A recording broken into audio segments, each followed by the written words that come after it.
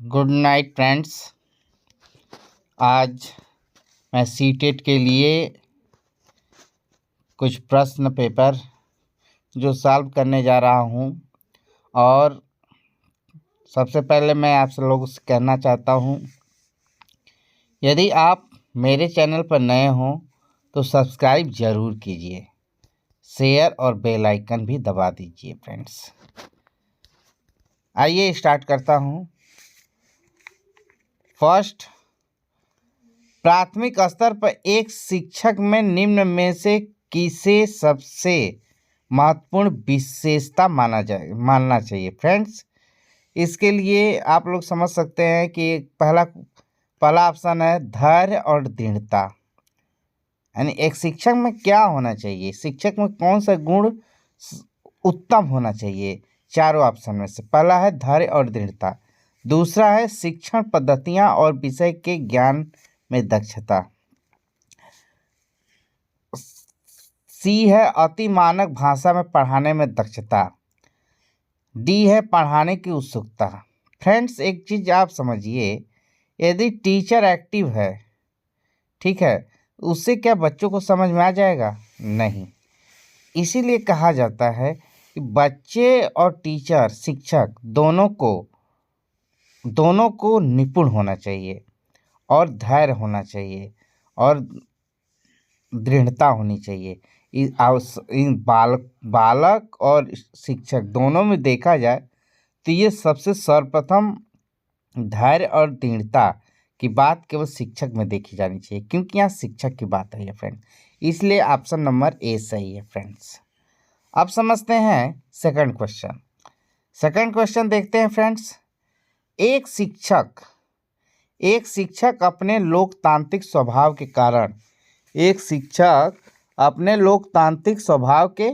कारण विद्यार्थियों को पूरी कक्षा में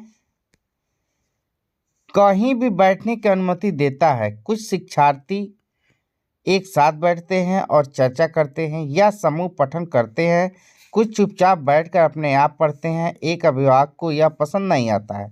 इस स्थिति में निपटाने करने में से कौन सा तरीका सबसे बेहतर होगा? अभिभावक को प्रधानाचार्य से अनुरोध करना चाहिए कि वे उनके बच्चों का अनुभाग बदल दे। ये बिल्कुल गलत है फ्रेंड्स, क्यों गलत है फ्रेंड्स? क्यों, ये बताइए कि टीचर है शिक्षक और शिक्षक से कोई कंप्लेंट किया तो सबसे पहले टीचर की ये भूमिका होती है कि हम इसे कैसे सॉल्व करें। तुरंत प्रधानाध्यापक क्या नहीं जाना चाहिए, क्योंकि अभी आप देखिए धैर्य और दृढ़ता दोनों होना चाहिए, इसलिए गलत हो गया फ्रेंड्स। दूसरा है अभिभावक को शिक्षक पर विश्वास व्यक्त करना चाहिए और शिक्षक के साथ समस्या पर चर्चा करनी चाहिए। बिल्कुल है फ्रेंड्स, बिल्कुल सही, एकदम करेक्ट आंसर, क्योंकि अभिभावक और शिक्षक दोनों एक दूसरे पर विश्वास करते हैं और शिक्षक के साथ उस समस्या पर चर्चा करते हैं, तभी शिक्षक बच्चे को पढ़ा पाएगा। नहीं तो बच्चे का मनोबल और जो है और उसको बढ़ावा मिलेगा। तो प्रेजेंट टाइम में ये देखा जाता है कि ये शिक्षा नीति जो है बाल केंद्रित शिक्षा पर अधिक वरीयता दी है, वो सही है, लेकिन यहाँ जो ऑप्शन है इस ऑप्शन के अनुसार केवल बी निकलता है फ्रेंड। अभिभावक को उस विद्यालय से अपने बच्चों को निकाल देना चाहिए, गलत है फ्रेंड्स। निकालने से क्या समस्या हल हो जाएगी? नहीं हल होगी।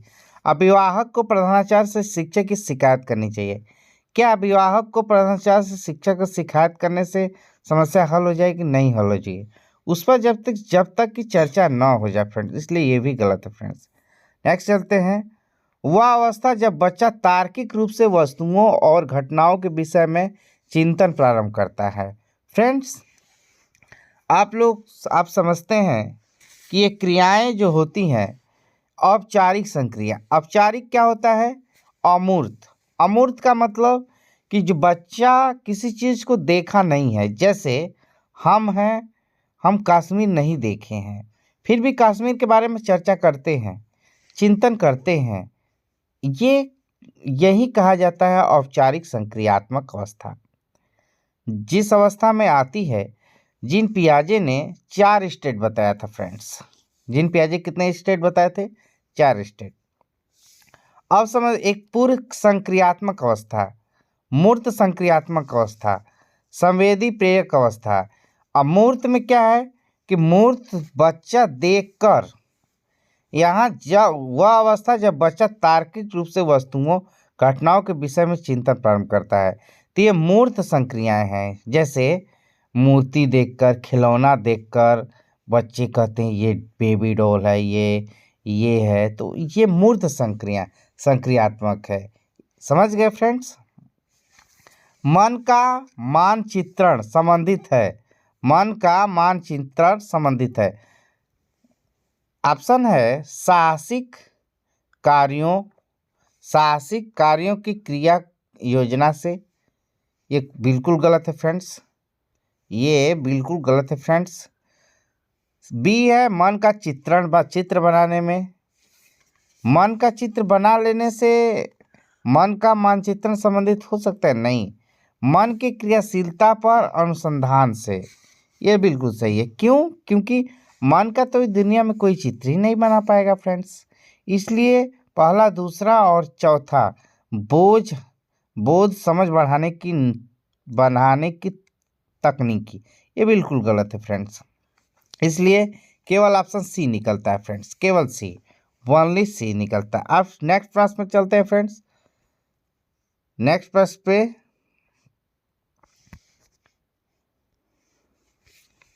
फ्रेंड्स, विशेष रूप से प्राथमिक स्तर पर विद्यार्थियों की सीखने संबंधी समस्याओं को संबोधित करने का सबसे बेहतर तरीका क्या है फ्रेंड्स?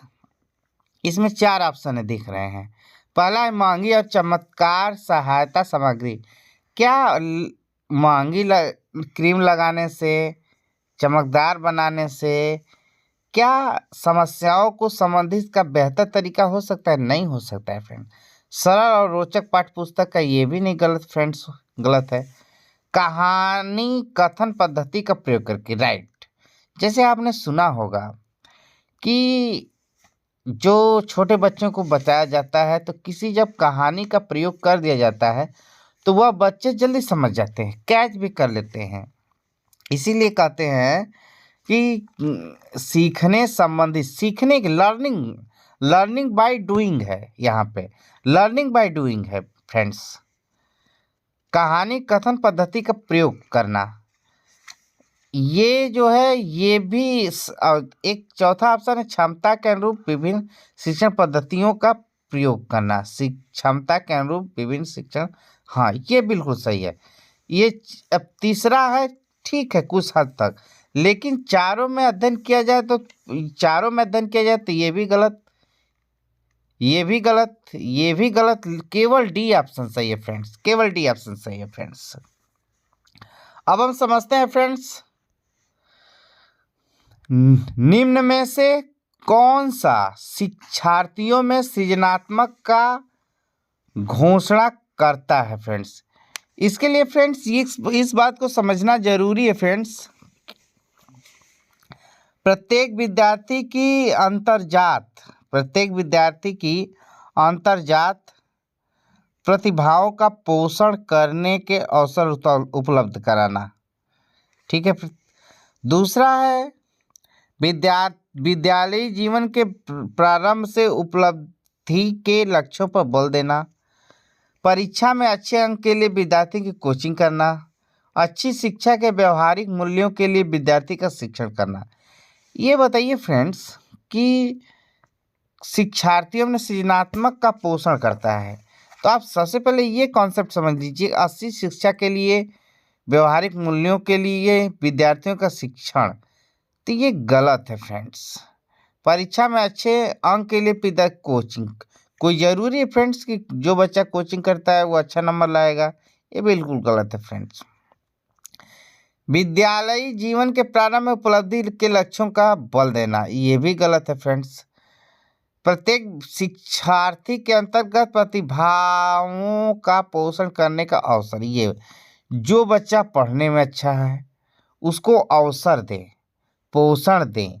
ये सबसे बेस्ट तरीका है फ्रेंड्स। नेक्स्ट प्रश्न पे चलते हैं फ्रेंड्स। पियाजे के अनुसार निम्नलिखित में से कौन सी अवस्था में बच्चा अमूर्त। फ्रेंड्स ये पियाजे ने 4 स्टेज दिया था, 4। ठीक है फ्रेंड्स। कौन सी अवस्था में बच्चा अमूर्त संकल्पनाओं के विषय में तार्किक चिंतन करना प्रारंभ करता है फ्रेंड्स।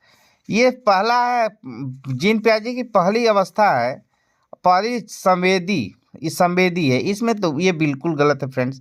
ये कौन सा ये पूछ रहा है कि अमूर्त संक्रियाओं का, ये वेरी वेरी इंपॉर्टेंट है फ्रेंड्स। तो जानते हैं फ्रेंड्स, इसके लिए औपचारिक है, ये बिल्कुल मैं आपसे करेक्ट आंसर एक ही बार में दे देता हूँ। संवेदी पहली स्टेट है, पहली 0 से 2, ये जीन पियाजे की पहली स्टेट होती है, यहाँ होगा नहीं। दूसरी स्टेट है 2 से 7, पूर्व संक्रियात्मक अवस्था। पहला संवेदी प्रेरक अवस्था, दूसरा पूर्व संक्रियात्मक अवस्था, तीसरा मूर्त क्रिय संक्रियात्मक अवस्था, ये 7 से 11 में होता है। और चौथा है 11 से 15 तक या ऊपर, यहाँ पे 12 वर्ष तथा ऊपर दिया है। ये बिल्कुल करेक्ट आंसर है फ्रेंड्स। अब हम समझते हैं 8वां, सीखना समृद्ध हो सकता है, सीखना समृद्ध हो सकता है यदि कक्षा में अधिक से अधिक शिक्षण सामग्री का प्रयोग करें। क्या आप बताइए, किसी क्लास में खूब पेन ले आकर, खूब टीचर ले आकर, खूब शिक्षण सामग्री ले आकर रख दें, क्या रखने से बच्चा सीख लेगा? नहीं ना सीख लेगा। इसलिए ये आंसर गलत है फ्रेंड्स, ये आंसर गलत है। शिक्षण विभिन्न प्रकार के व्याख्यान और स्पष्टीकरण का प्रयोग करें। फ्रेंड्स, ये भी बिल्कुल गलत है फ्रेंड्स। कक्षा में आवधिक परीक्षाओं पर अपेक्षित ध्यान दिया, ये भी गलत है फ्रेंड। वास्तविक दुनिया में उदाहरणों को, प्रेजेंट टाइम में जो दुनिया चल रही है, उदाहरणों को कक्षा में लाया जाए, राइट, जिसमें विद्यार्थी एक दूसरे से अंतःक्रिया करे और शिक्षक उस प्रक्रिया को सुगम बनाए, राइट। हाँ, कभी कभी बात आती है कि हाँ गुरुजी आप ऐसे करिए, हमने यहाँ ये चीज़ देखा था, इस हिसाब से, तो टीचर उस हिसाब से मेंटेन करता है। तब क्या होता है, बच्चे आसानी से उसको कैप्चर करते हैं, कैच करते हैं, सीखते हैं, एडाप्ट भी करते हैं फ्रेंड्स। आइए 9 नंबर है, निम्न में से कौन से कथन को सीखने की प्रक्रिया विशेषता नहीं मानना चाहिए। ये वेरी वेरी इंपॉर्टेंट लगा लेना फ्रेंड्स, ये वेरी वेरी इंपॉर्टेंट लगा लेना फ्रेंड्स। सीखना एक व्यापक प्रक्रिया है। क्या बताइए, सीखना, तो सीखने के लिए बहुत सारी प्रक्रिया है, बहुत सारी विशेषता है। तो सीखना एक सीखने की प्रक्रिया विशेषता नहीं मानना चाहिए। कथन को सीखने की प्रक्रिया की विशेषता नहीं मानना चाहिए। सीखना एक व्यापक प्रक्रिया है, बिल्कुल सही है फ्रेंड्स। देखिए नहीं है तो नहीं में आंसर आएगा फ्रेंड्स। सीखना लक्ष्योन्मुखी होता है, ये भी राइट है। उद्देश्य, टारगेट हमारा होता है कि हम ये करेंगे, इस सिस्टम से अप्लाई करेंगे फ्रेंड्स, ठीक है। उसके बाद तीसरा अधिगमन भी सीखने की प्रक्रिया, राइट। शैक्षिक संस्था ही एकमात्र संस्था है। अच्छा, यहाँ पे एक मात्र आ जाए फ्रेंड, एक मात्र वाला ऑप्शन एकदम तुरंत गलत कर दीजिए, आंख मूंद कर। इसलिए ऑप्शन नंबर इसके लिए यही डी वाला दिया जाएगा फ्रेंड्स। समझ गए आप फ्रेंड्स।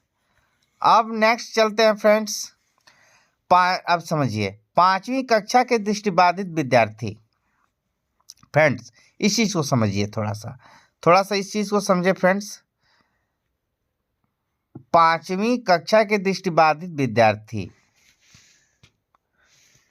वे माता पिता और मित्रों द्वारा उसे दैनिक कार्यों में सहायता की जानी चाहिए।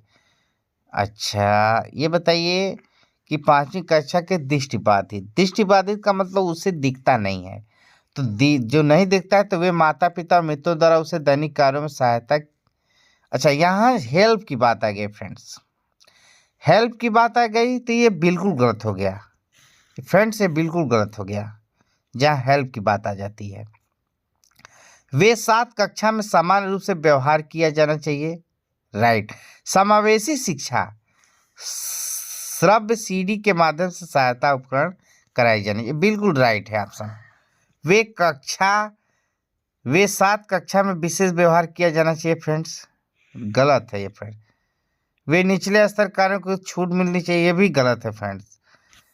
अब फ्रेंड्स समझते हैं पांचवा क्वेश्चन।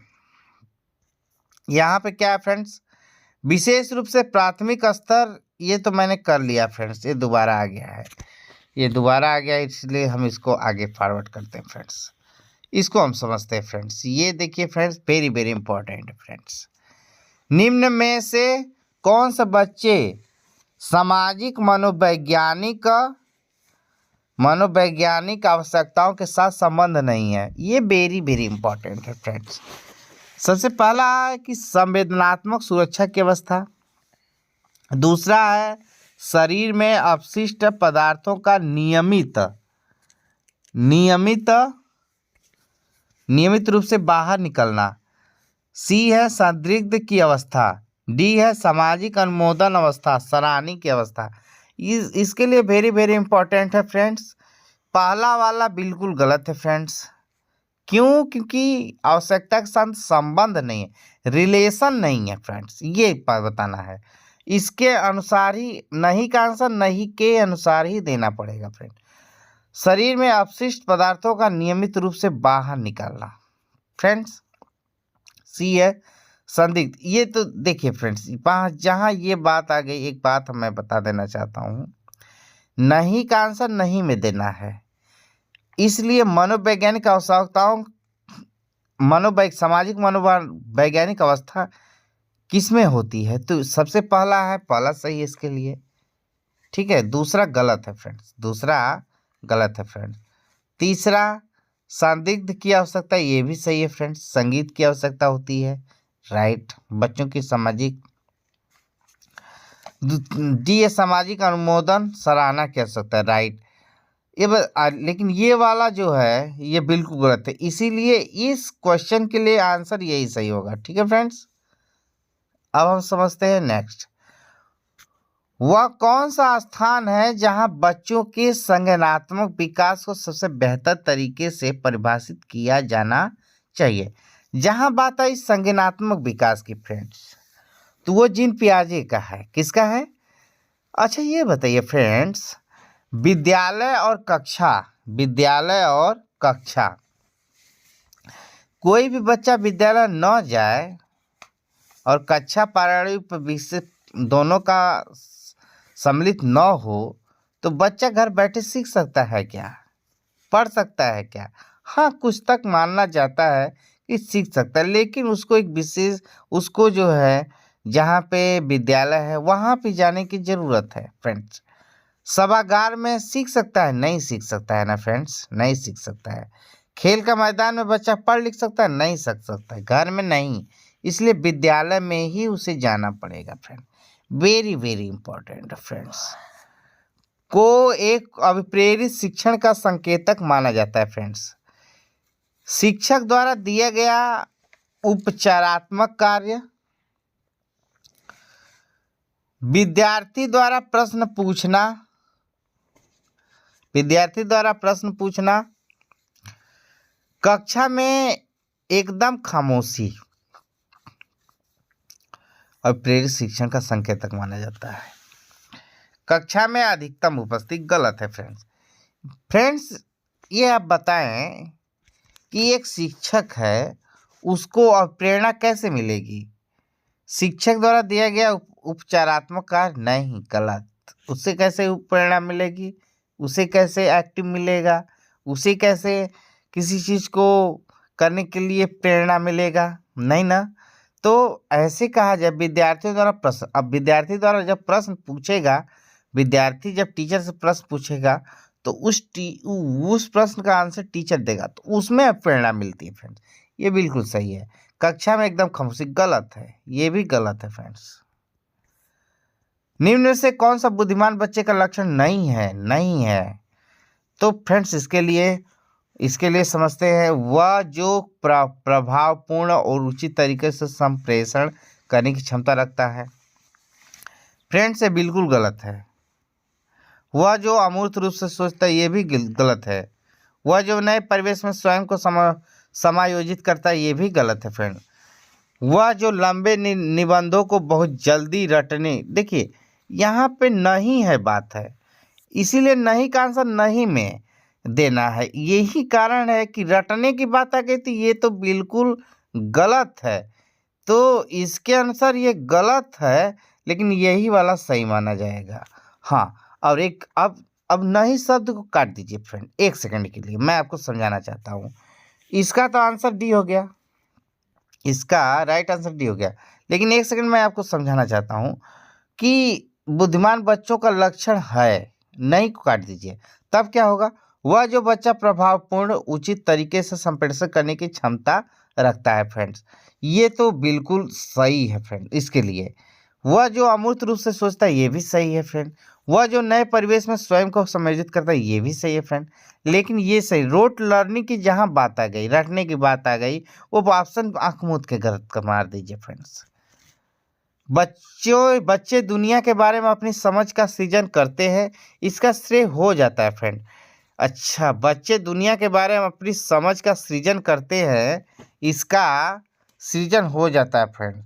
इसके लिए हमको देखना है फ्रेंड्स कौन सा ऑप्शन सही है। जीन पियाजे ने क्या कहा कि बच्चे जब जाते हैं समाज में, दुनिया में जाते हैं, तो अपनी समझ का सृजन करते हैं। इसका ये कौन सा कहा था जानते हैं? पियाजे ने कहा था। पियाजे नहीं कहता जब बच्चे जब दुनिया में जाते हैं तो अपनी समझ का सृजन करते हैं। इसका श्रेय जो है ये जीन पियाजे को जाता है फ्रेंड्स। जीन पियाजे इसको जाता है, जीन पियाजे को फ्रेंड्स जाता है। कृतिका अक्सर घर में ज़्यादा बात नहीं करती, लेकिन विद्यालय में वह काफ़ी बात करती है। यह दर्शाता है शिक्षक की मांग होती है। गलत। बच्चे विद्यालय में खूब बात करते हैं, ठीक है। दूसरा, कृतिका को अपनी घर बिल्कुल पसंद नहीं है। तीसरा,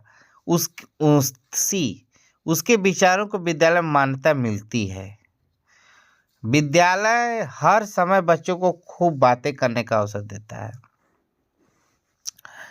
कभी विद्यालय फ्रेंड्स किसी को बात करने के लिए अवसर नहीं देगा, पहली गलत हो गया। अवसर की बात है, बिल्कुल गलत है। उसके विचारों को विद्यालय में मान्यता मिलती, ये सही है फ्रेंड्स। कृतिका अपने घर बिल्कुल पसंद नहीं, ये भी गलत है, ये भी गलत है फ्रेंड्स। एक शिक्षक को अपने विद्यार्थी की क्षमता, एक शिक्षक को अपने विद्यार्थी की क्षमताओं का समझने का प्रयास करना चाहिए। निम्नलिखित में से कौन सा क्षेत्र इस उद्देश्य के साथ संबंधित है? फ्रेंड, एक शिक्षक को अपने विद्यार्थी के साथ क्षमताओं को समझने का प्रयास करना चाहिए, राइट। तो सबसे पहला कह रहा है कि कौन सा क्षेत्र इस उद्देश्य के साथ संबंधित है।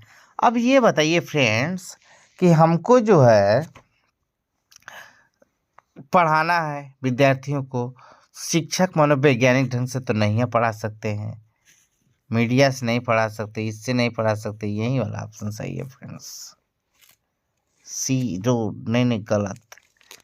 सामाजिक दर्शन भी नहीं होगा। इसके लिए ऑप्शन होगा केवल सी फ्रेंड्स। इसके लिए ऑप्शन होगा केवल सी, सी सही होगा। ये भी गलत है, ये भी गलत, ये भी गलत फ्रेंड्स हो जाएगा, ये भी गलत, ठीक है। सामाजिक दर्शन गलत है फ्रेंड्स। शिक्षा मनोविज्ञान से होना चाहिए। साइकोलॉजी के अनुसार, बच्चों के मनोविज्ञान के अनुसार यदि बच्चे पढ़ेंगे तो और अच्छा रहेगा फ्रेंड्स। सीखने की प्रक्रिया में अप्रेरणा पिछले सीखे हुए को नए अधिगम से अलग करती है फ्रेंड्स। शिक्षार्थी बिल्कुल गलत। शिक्षार्थियों को एक दिशा में सोचने की योग्य बनाती, गलत। शिक्षार्थियों को एक दिशा में, गलत है। एक दिशा गलत हो गया कि नहीं हो गया। शिक्षार्थियों में सीखने के प्रति रुचि का विकास करती है, ये बिल्कुल सही है। शिक्षार्थियों की स्मरण शक्ति को पैना बनाती, गलत है फ्रेंड। वेरी वेरी इंपॉर्टेंट है फ्रेंड्स। शिक्षा के क्षेत्र में पाठ्यचर्या शब्दावली की ओर से संकेतक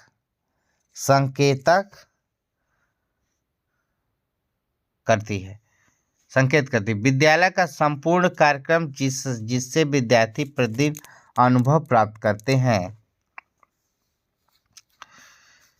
पाठ्यचर्या जिसमें भी विद्यार्थी, ये बिल्कुल सही है फ्रेंड्स। ये बिल्कुल सही है फ्रेंड्स। ये बिल्कुल सही है फ्रेंड्स।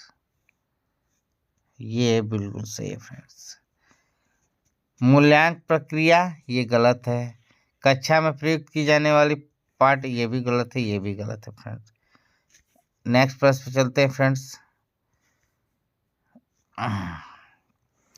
निचली कक्षा में शिक्षण की खेल पद्धति मूल रूप से आधारित है। शिक्षा पद्धति के सिद्धांत, विकास एवं वृद्धि मनोवैज्ञानिक सिद्धांत, शिक्षण के सामाजिक सिद्धांतों, समाज शास्त्रीय सिद्धांतों पर, शारीरिक शिक्षा कार्यक्रम के सिद्धांत पर। फ्रेंड्स ये बिल्कुल गलत, ये बिल्कुल गलत, ये बिल्कुल यही सही है। विकास और वृद्धि के मनोवैज्ञानिक सिद्धांत पर फ्रेंड्स। मूल खेल पद्धति मूल रूप से आधारित है। अब समझते हैं नेक्स्ट प्रश्न फ्रेंड्स। एक मिनट फ्रेंड्स। एक बच्चा अपनी अतीत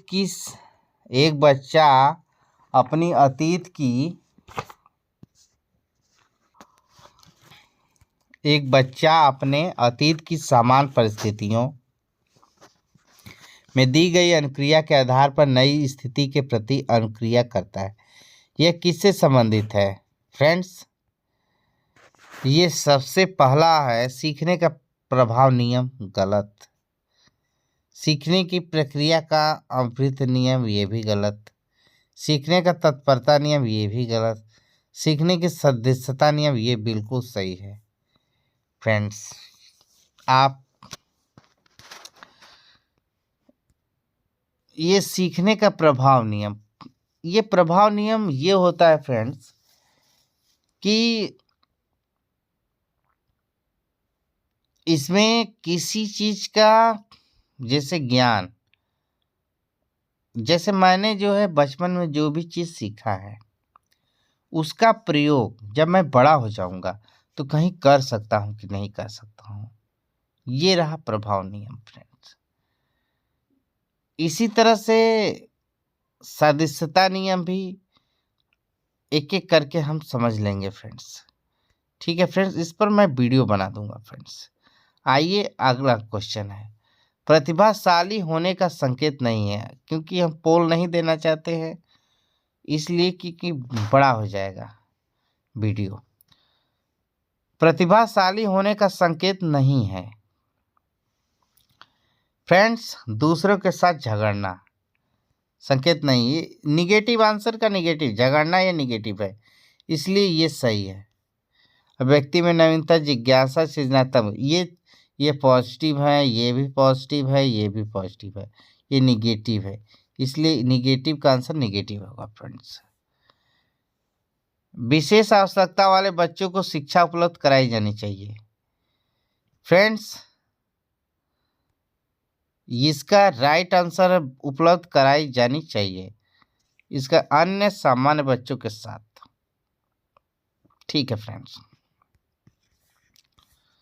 आकलन को उपयोगी और रोचक प्रक्रिया बनाने के लिए प्रति सचेतन होना चाहिए फ्रेंड्स। ये फ्रेंड्स इसका डैश दे दिया है फ्रेंड्स, इसलिए इसको समझते हैं। यहाँ पे विद्यार्थी को बुद्धिमान या औसत शिक्षार्थी की उपाधि देना, गलत। शैक्षिक और शैक्षिक क्षेत्रों में विद्यार्थियों के सीखने के बारे में जानकारी प्राप्त करने के लिए विविध तरीकों को प्रयोग करना चाहिए, बिल्कुल सही है, राइट आंसर है फ्रेंड्स, यही ऑप्शन सही है। प्रतिपुष्टि देने के लिए आगे पढ़ने की जरूरत नहीं, फिर भी पढ़ लेता हूँ। प्रति देने के लिए तकनीकी भाषा का प्रयोग करना चाहिए, गलत है। लेक्सिया किससे संबंधित है फ्रेंड्स? ये पढ़ने से संबंधित है फ्रेंड्स, ये पढ़ने से संबंधित है फ्रेंड्स। इसका राइट आंसर होगा बी फ्रेंड्स। गणितीय विकास जो होता है फ्रेंड, कैलकुलिया होता है। ठीक है फ्रेंड्स, आगे चलते हैं। बच्चों की सीखने की प्रक्रिया माता पिता को भूमिका निभानी चाहिए। ये वेरी वेरी इंपॉर्टेंट है फ्रेंड्स। इसके लिए राइट आंसर है, देखिए पहला सहानुभूति दिखा देंगे, गलत हो जाएगा। नकारात्मकता गलत, तटस्थता गलत, ये सही है फ्रेंड्स। विकास कभी न समाप्त होने वाली प्रक्रिया है। यह विचार किससे संबंधित है? ये गजब विचार है फ्रेंड्स।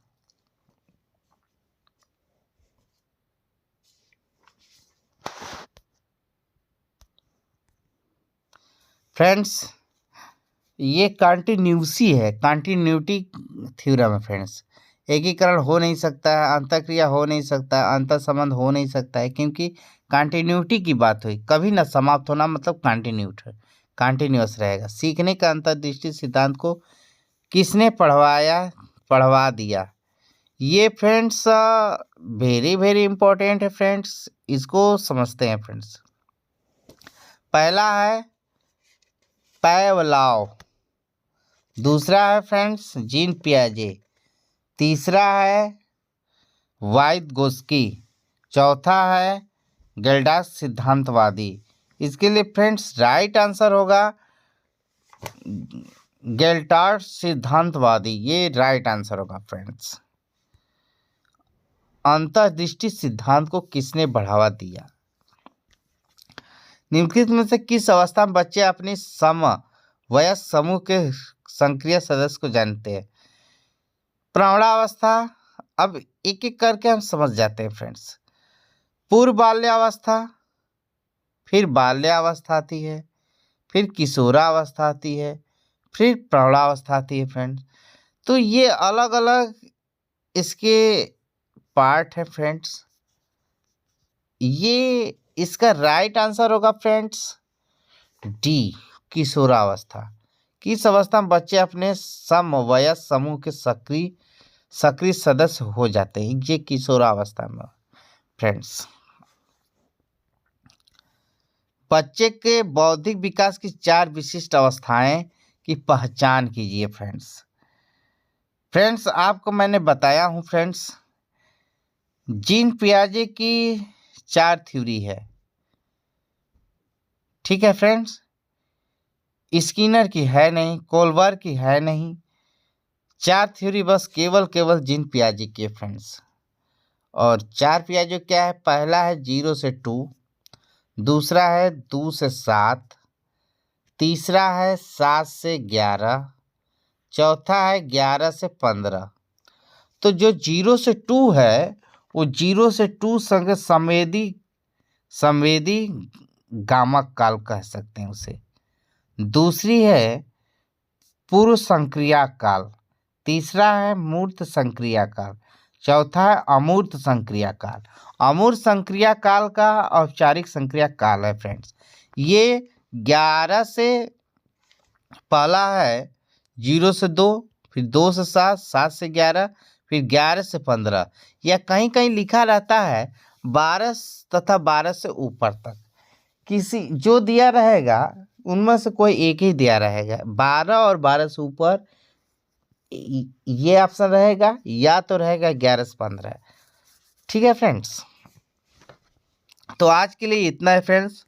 आप लोग ये चेक कर लीजिए कि आप लोग का कितना इतना में सही है। और मेरे चैनल पर बने रहने के लिए मेरे चैनल को ज़रूर सब्सक्राइब करें फ्रेंड्स। ज़्यादा से ज़्यादा सब्सक्राइब करें, ज़्यादा से ज़्यादा लोगों को मेरे चैनल पर जोड़िए फ्रेंड्स। जय हिंद।